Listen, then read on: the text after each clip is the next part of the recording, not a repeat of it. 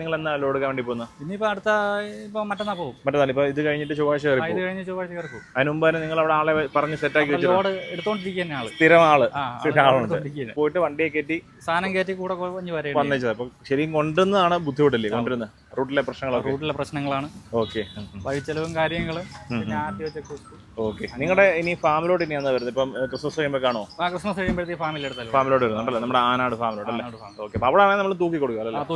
Okay. അപ്പൊ തൂക്കി വാങ്ങിക്കണമെന്നുണ്ടെങ്കിൽ നമ്മുടെ ആനാട് ഫാമിലോട്ട് ഇല്ല.